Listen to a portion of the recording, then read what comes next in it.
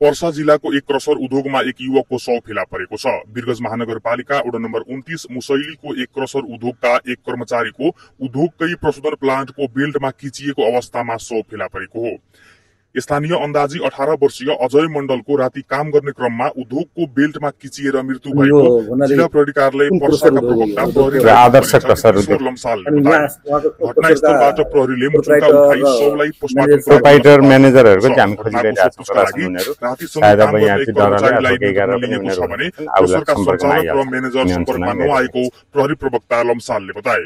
यता स्थानीयहरूले घटना शंकास्पद रहेको बताइरहेका छन्। स्थानीयहरूका अनुसार कम जनशक्ति र अनुभवी कर्मचारी बिना नै राति मात्र 2 जना राखेर क्रसर चलाएको कारण यो घटना घटेको बताएका छन्।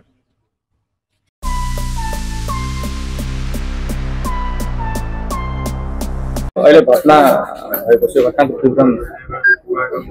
यो घटना चाहिँ अहिले हामीलाई पनि बिहानको करिब 11 बजेतिर हामीलाई जानकारी प्राप्त भयो। यो घटना सायद बेलुका राति नै भएको हुनुपर्छ, किनकि 2 जना व्यक्तिहरूले यो क्रसरहरू चलाइरहेको हुँदो रहेछ रातिको शिफ्टमा। अनि त्यो क्रसरको चाहिँ फिता चुटिएको देखिन्छ। त्यो फिता चुटिएपछि एकजना मान्छे चाहिँ अब क्रसर यो फिता चुट्यो बन्द भयो भनेर लगभग 3 बजेतिर भन्छ उसले।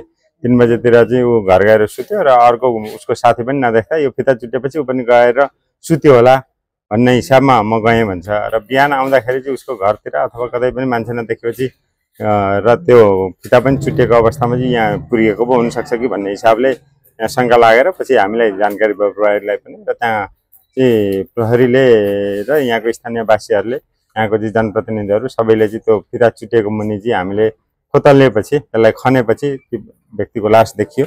जो व्यक्ति चाहिँ यही क्रसरमा काम गर्ने अन्दाजी वर्ष 18 को अजय मण्डल भन्ने उसको नाम चाहिँ हो। यहीँको कामदार हो, मजदुरको रूपमा काम गर्ने हो। र हिजो रातिको शिफ्टमा उसको ड्युटी पनि रहेछ। र पछि लास चाहिँ हामीले लगभग 2 घण्टा जति त्यो फिता काटेर र फितापछि त्यो एउटा ड्रम हुँदो रहेछ, ड्रममा चाहिँ हात चिप्किएको अवस्थामा त्यो ड्रम पनि हामीले चाहिँ काटेपछि अहिले लास चाहिँ निकालेर हामीले पोस्टमार्टमको लागि पठाएका छौँ। शङ्कास्पद त्यस्तो केही छैन। त्यो स्पष्ट चाहिँ फिता चुटिएको र उसको हात चाहिँ ड्रममा चिप्किएको देखिन्छ।